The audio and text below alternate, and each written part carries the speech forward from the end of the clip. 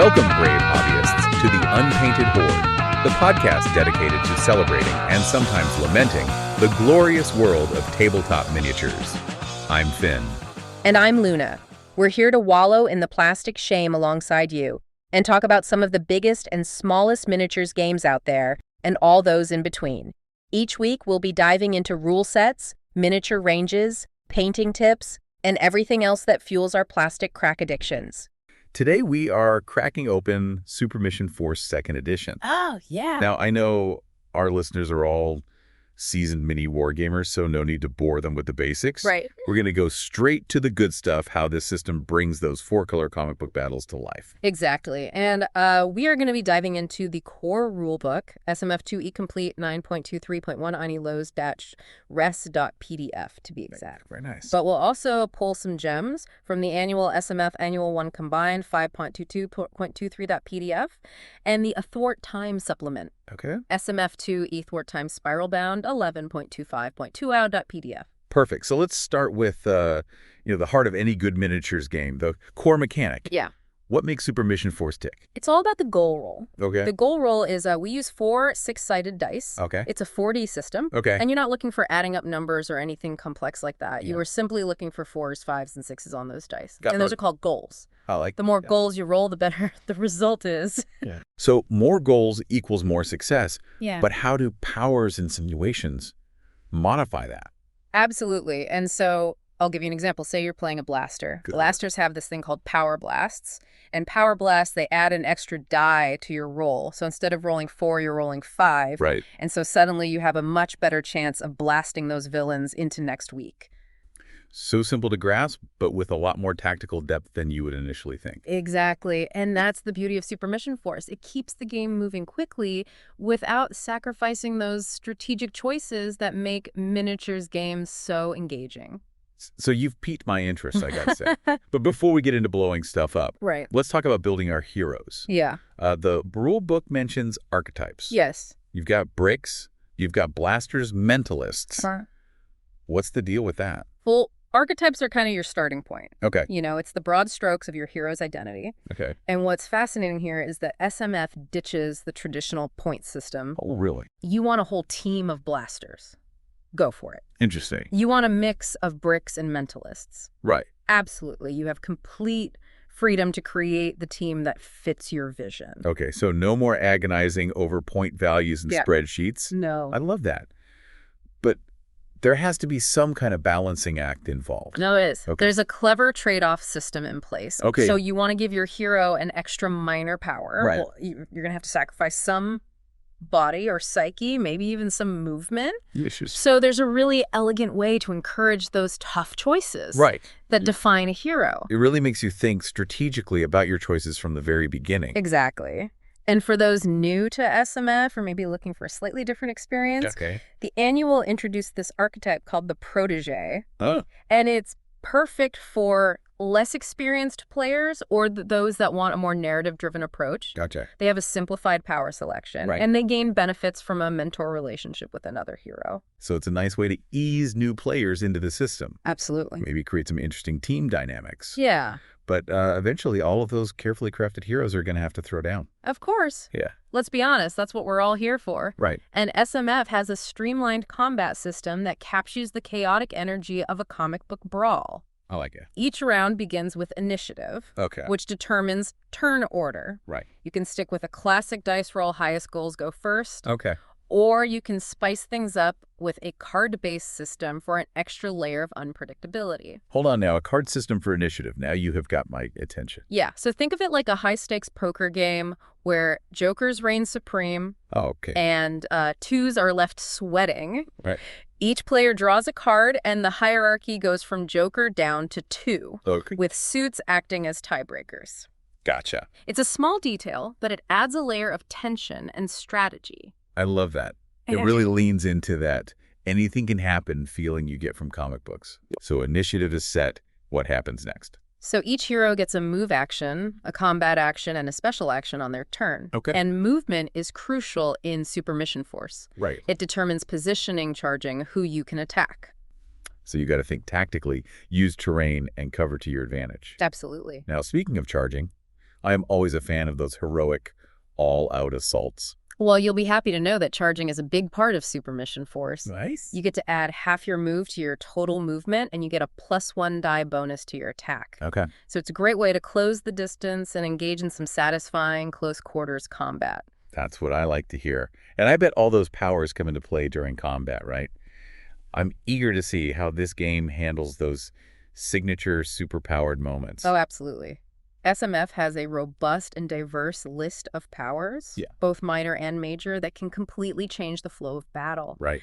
And we were talking about density decrease earlier, becoming intangible. That's just one example of the incredible tactical options available in Super Mission Force. Yeah. Imagine phasing through attacks, rescuing allies, Right. or even infiltrating enemy strongholds. Now, that's what I'm talking about. This sounds like it really encourages players to think outside the box. Yeah. It's not just about brute force. It's about using your powers strategically to gain an edge. Precisely. And we've only just scratched the surface. I can't wait to hear more. From manipulating the environment with Hinder to transforming your hero into a colossal giant with the Colossus option, Nice. SMF offers a level of customization and tactical depth that's sure to satisfy any veteran miniatures gamer. All right, I am officially hooked. Good. But before we get lost in a world of superpowered mayhem, let's take a closer look at those powers. Okay. I'm dying to know what kind of crazy abilities we can unleash on the battlefield. All right, let's start with some of the standout powers that really capture the essence of Super Mission Force. Okay. Density decrease, as we've discussed, is a prime example of a power that can completely change the dynamic of a fight. Right. But it's not just about becoming a ghost. Yeah. There must be some limitations, right? Of course. Density decrease requires a chance roll to activate. Okay. And another roll each turn to maintain. Gotcha. It's not a permanent state. Right. It adds an element of risk and reward Oh, I like that. to using this powerful ability. I can see how that would create some tense moments trying to hold on to that intangibility while maneuvering around the battlefield. Exactly. What are some other powers that caught your eye?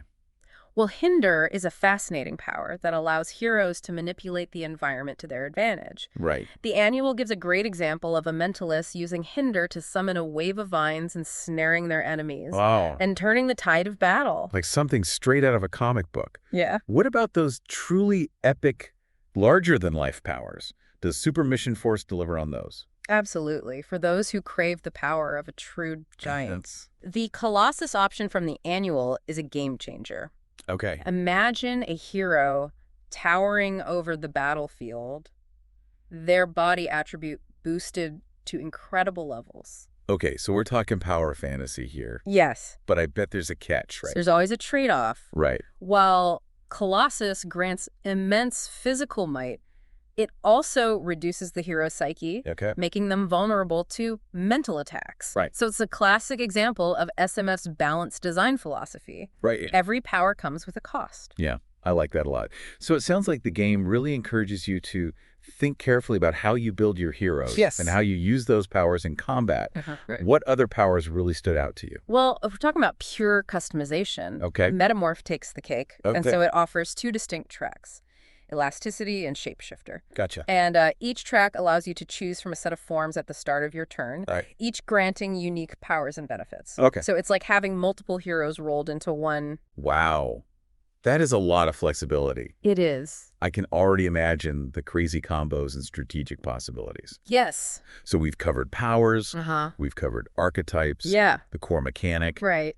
What about those moments when blows are traded and the fight gets intense? Yeah. How does damage work in Super Mission Force? So Super Mission Force utilizes a dual damage track system, body and psyche. Okay. And so each hero has a set number of boxes for each track. And as they take damage, you mark them off. Gotcha. What's interesting here is that different attacks target different tracks. Okay. So a blaster's energy blast might inflict body damage, while a mentalist's psychic assault targets psyche. Okay. So it adds another layer of tactical depth to combat. So it forces the players to consider the strengths and weaknesses of their opponents and adapt their strategies accordingly. Exactly. It's not just about hitting hard. Right. It's about hitting smart. Exactly. And to further increase the tension, there's the concept of KO checks. So when a hero loses their last damage box in either track, Yeah. they have to make a TN3 goal roll to stay conscious. Okay. Fail that roll and they're knocked out. Now, that's dramatic. It really captures the feeling of those epic battles where heroes are pushed to their limits. Yeah. But even the toughest heroes need someone to punch, right? Yeah. What about those classic comic book henchmen? Those faceless hordes just begging to be taken down in style. Right. So SMF handles henchmen using groups, Okay. where each group acts as a single model for movement and combat. Okay. They use a simplified 2D system for their checks, Okay. which sets them apart from player characters. Gotcha. And what's fascinating about henchman groups is how they represent those overwhelming numbers you see in comics. Right. And so they get bonuses in Melee based on how much they outnumber their opponent. I love that. It perfectly captures the chaos and thrill of those one hero versus a dozen goons scenarios. Yeah. But sometimes you need more than just hordes of henchmen, right? Absolutely. What about vehicles? Giant robots, Yeah. spaceships. Super Mission Force has you covered. Okay. The vehicle rules are surprisingly detailed, Okay. allowing you to represent everything from souped-up cars to colossal warships. Very nice. And so you choose a size, Okay. small, medium, or large, Right. which determines its movement and crew capacity. Okay. And of course, you can customize your vehicles with various minor powers and special vehicle powers, like Oh. robot brain or turbo boost, Oh, very cool. to really make them your own. Now, those are some exciting options. Yeah. It sounds like Super Mission Force really goes all out in providing a complete comic book gaming experience. Yeah, it's pretty great. But before we get too carried away, let's shift gears and talk about your Mr. Cupid concept. Okay. You mentioned you had some notes on his powers and background. Yes, I do. So you envision Mr. Cupid as a charismatic but slightly sinister figure Right. who manipulates emotions and perceptions to wreak havoc, right? Exactly. Mm. I'm thinking a mix of psychological manipulation, illusion casting, and maybe even some telekinetic flair for those dramatic arrow shots. Intriguing. Let's dive into the rulebook and see how we can translate your vision into a fully realized Super Mission Force character. All right, so let's crack open this rulebook and start fleshing out Mr. Cupid, Okay. given his focus on mental abilities and manipulation. The mentalist archetype seems like the most natural fit. Right. It gives him access to mentalism, which is a powerful major power Okay. that allows for both psyche attacks and the ability to heal allies. That's a great starting point. You know, Yeah. it aligns perfectly with the concept of a character who can, sway emotions and influence perceptions. Yeah, But what about those more subtle, nuanced abilities? right. The illusion casting, the telekinetic nudges.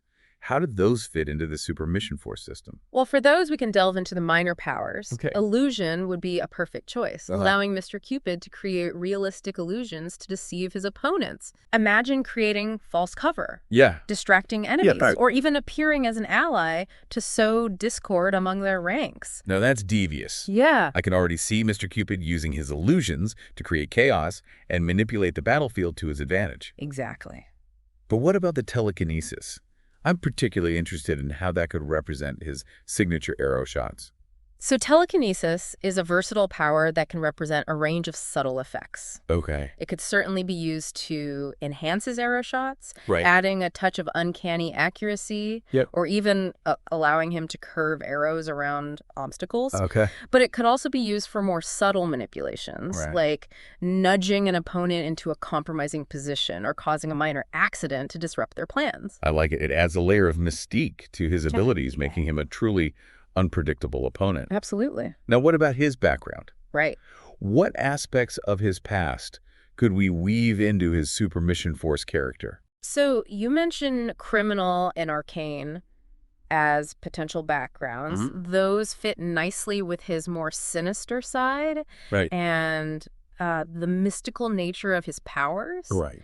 The criminal background could represent his history of manipulating people for personal gain, Okay. while arcane could reflect a deeper understanding of the forces of love and desire, Yeah. perhaps hinting at a hidden magical lineage. Those backgrounds definitely add depth to his character and provide some interesting hooks for campaign play. Yeah. Now, let's get into the nitty-gritty of how Mr. Cupid would operate in combat. Okay. His weapon of choice is obviously the bow and arrow. Right. But how would those translate into the Super Mission Force mechanics? mechanics. Well, his arrows could function as ranged attacks, Okay. inflicting psyche damage to represent his ability to manipulate emotions and cause mental anguish. Right. But we can take it a step further by introducing special rules for different arrow types. Okay. Imagine a love arrow that inflicts a charm effect, forcing the target to become infatuated with the nearest character, Wow. friend or foe. That's brilliant. It captures the chaotic and unpredictable nature of love perfectly. Exactly. It's not just about dealing damage. Right. It's about disrupting the battlefield and turning enemies against each other. Yeah. And with his illusions, he could create all sorts of distractions and false targets, Right. making him incredibly difficult to pin down. Exactly. He could make himself appear as an ally to draw fire, Right. or create illusions of multiple attackers to confuse his opponents. Oh, that's cool. And don't forget his telekinesis. Yeah. He could use it to subtly influence the trajectory of his arrows, ensuring they always find their mark. This is starting to come together beautifully. It is. So to recap, we have Mr. Cupid as a mentalist Yes. with illusion and telekinesis as his minor powers. Right. And criminal and arcane backgrounds. He utilizes a variety of trick arrows with special effects, creates deceptive illusions, and subtly manipulates the battlefield with his telekinetic abilities. Precisely. He sounds like a truly unique and formidable opponent. He does. A character who embodies the deceptive and manipulative nature of love itself. I love it. Now let's shift our focus to combat in Super Mission Force as a whole. Okay. We've touched upon initiative and movement, Right. but let's delve deeper into the specifics of how melee and ranged combat play out. Sounds good. Yeah. When it comes to melee, I am always a fan of those brutal close quarters brawls where heroes and villains trade blows. How does Super Mission Force handle those visceral encounters? So melee combat in Super Mission Force is resolved through opposed goal rolls. Okay. The attacker rolls their dice pool, adding any bonuses from their archetype powers, Right. or if they're charging, the Yeah. defender does the same. Okay. If the attacker scores more goals, they land a hit, Right. and the difference in goals determines the damage dealt. It sounds straightforward, but I imagine there's still room for tactical nuance, right? Absolutely. Positioning, cover, and flanking maneuvers all play a role in melee combat. Yeah. Plus, there are specific rules for multiple attackers ganging up on a single opponent, Right. granting them bonus dice to represent their numerical advantage. Sure. But it's not a guaranteed victory for the attackers. Right. A skilled defender can still hold their own against overwhelming odds. It's all about the strategic decisions. Yes. Knowing when to press the attack and when to fall back. Speaking of falling back, how does Super Mission Force handle disengaging from melee? So if a character wants to retreat from a melee, they can attempt to do so, Right. but their opponent gets a free attack as they withdraw. Gotcha. It represents the danger of turning your back on an enemy in close combat. Right. And if you're facing multiple opponents, Yeah. each one gets a free swing at you. Ouch. That definitely makes disengaging a risky maneuver. It is. You have to weigh the risks and rewards carefully before deciding to stick it out or make a run for it. Exactly. Now let's move on to ranged combat, where blasters and other ranged specialists excel. Right. How does Super Mission Force handle those long-distance attacks? From what I've seen in the rulebook, ranged combat works similarly to melee with opposed goal rolls, determining hits and damage. Yes. But ranged line of sight cover must come into play, right? Absolutely. Each ranged attack power has a specific range, Right. and if your target is beyond that range, you simply can't hit them. Right. Line of sight is also crucial, as you need a clear path to your target, Yeah. and cover plays a significant role in defense. Okay. Hard cover, like a solid wall, Yeah. grants +2 dice to defense rolls, Okay. while soft cover, like a bush, provides +1 die. Those are important tactical considerations. Yeah. It makes positioning even more crucial, Right. as you want to maximize your own cover Yeah. while trying to flank your opponents. Or force them out of their protected positions. But what happens if you try to blast someone who's engaged in melee? That's where things get risky. You can attempt a ranged attack into melee, Right. but if you miss, there's a chance you might hit the wrong target. Oh, no. Potentially even your own ally? Right. It's a gamble that might pay off, but it could also backfire spectacularly. Yeah, it adds another layer of tension to those chaotic battles. Yeah. Sometimes you have to take risks to achieve victory. Right. But those risks can come with unintended consequences. Absolutely. Now, after all the punches have been thrown, the energy blasts have faded, and the smoke clears, Yeah. how does Super Mission Force handle the aftermath of combat? Right. What happens when a hero is pushed to their limit? So we talked about the thrill of the fight, those edge-of-your-seat moments. Right. But what about when a hero takes one too many hits? Yeah. Does it all just end with a whimper? Not at all. Okay. SMF has a system that keeps the tension going even when a hero is down. Remember those body and psyche damage tracks? Right. When a hero loses their last box in either one, they have to make a TN3 goal roll. Okay. We call it a KO check. So it's not an automatic knockout. There's a chance they could power through. Think of those classic comic book scenes where a hero takes a brutal hit but manages to stay on their feet, fueled by sheer willpower. Right. But there's a risk. Okay. Fail the KO check and they're down for the count. Okay. That's a neat way to add some drama. Yeah. It makes those healing powers even more valuable. Absolutely. But what about the heroes who don't make it? What happens to them after the battle? Well, that's where the post-battle injury table comes in. Okay. It's a roll of the dice, literally, Right. to determine the severity of their wounds. Yeah. It could be a minor scratch, Yeah. temporary setback, or... Don't leave me hanging. Well, there's even a chance for a truly dramatic twist. Death. Yeah. Death. In a comic book game, that doesn't seem very thematic. Don't worry. Death in Super Mission Force is rarely the end. Okay. It's more like a temporary setback. Gotcha. A chance for a dramatic return or even a heroic sacrifice that earns the team valuable story points for their ongoing campaign. That makes more sense. Yeah. It wouldn't be a true comic book experience without those death-defying escapes and last-minute resurrections. Right. And for those heroes that are knocked out but not quite out of the picture, Yeah. they might end up captured by the enemy, Absolutely. adding another layer of intrigue to your campaign. Right. Think prison breaks, Yes. daring rescues, maybe even a hero forced to cooperate with their captors to escape. Ooh, that's a great narrative hook. It is. It really highlights how SMF goes beyond just the tactical battles and encourages those compelling long-form stories. Exactly. Now, before we wrap up, Okay. let's circle back to your Mr. Cupid concept. Yeah. We've covered his archetype, his powers, his background. What final advice would you give our listener on bringing this charismatic but slightly sinister character to life? I would say embrace the manipulative nature of Mr. Cupid. Okay. Don't just focus on dealing damage. Right. Think about how you can disrupt the battlefield and sow chaos among your opponents. Okay. Use those illusions to deceive, to confuse, to create opportunities. Okay.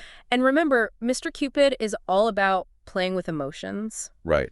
Use his powers to turn allies against each other, to make enemies hesitate, to exploit those subtle cracks in their defenses. Right. He's a character that thrives on unpredictability and turning expectations upside down. Excellent advice. Mr. Cupid is a character with a lot of potential for memorable moments and creative play. I think so. Now, before we sign off, Okay. I want to leave you with one final thought. Okay. We talked about alternate versions of characters and how the Fisher scenario could introduce those into your games. Imagine the possibilities. What if Mr. Cupid encountered a version of himself from another dimension? Ooh. One who embraced a darker path, or perhaps even a heroic one. Interesting. The conflict, the drama, the potential for unexpected alliances, it's something to consider as you delve deeper into the world of Super Mission Force. That's a fantastic idea. It really highlights how SMF embraces the wild, unpredictable nature of comic book storytelling. Well, there you have it. Yeah. A deep dive into Super Mission Force 2nd edition. Yes. Hopefully we've shown you that it's more than just a miniatures game. Right. It's a gateway to a world of 4-color action, strategic depth, and endless storytelling potential. So grab your dice, gather your friends, and get ready to unleash your inner superhero. Until next time, happy gaming. Well, that's all the time we have for this week, folks. Thanks for joining us on the Unpainted Horde.